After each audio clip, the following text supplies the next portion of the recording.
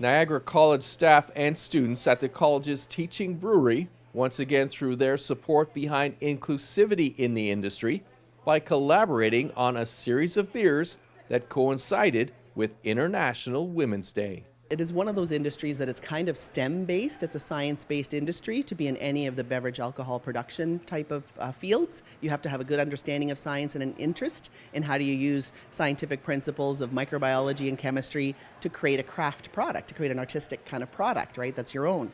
So you have to have that interest right from high school. You have to kind of get into that point of view in terms of your own education. So that's why brewing is also a bit underrepresented, relatively speaking, because a lot of girls need some motivation to get into STEM-related fields, science-related fields. So we have seen a growth. We've seen a lot more, in particular, efforts to try to encourage women to pursue these fields, and brewing is no exception.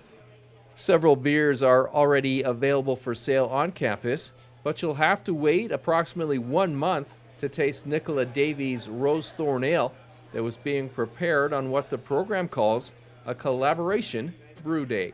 I'm really partial to British ales, and the beer that we're making today is an English bitter, which is really quite hard to find on tap in restaurants and in brew pubs. So I decided, given the malt that we're using fits well with that beer style, the hops as well, and the yeast we're using, I wanted to give that a go. So it'll typically come in at about like a 3.5 to 4.5 alcohol content, which is a bit lower than a standard beer, which makes it really easy drinking and light and refreshing.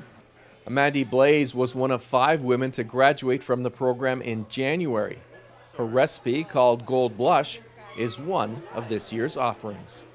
Great friendship between all of us, and we supported each other. We often showed up to help each other out with brews, doing the pink boots, doing targets projects, class brews. So it was really fantastic to see other women in the program at such a high ratio. Collaboration Brew Day also provides an informal opportunity for current students to rub shoulders with instructors and alumni. I think just understanding different people's techniques around the brewery around the brew house is phenomenal.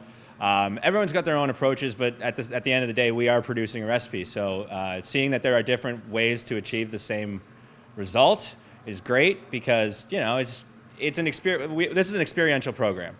We learn by doing, and we learn by observing other people doing stuff. And right now, we're getting a chance to see somebody that we don't normally see in the brew house do their thing, and that is awesome.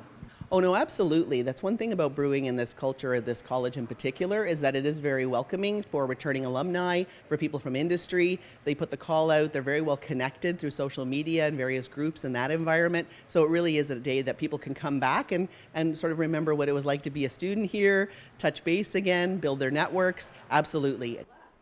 Beers are available while supplies last at the Wine Visitor Education Center retail store. And more information on Pink Boots can be found online at pinkbootscanada.com. In Niagara, you're watching The Source on your TV.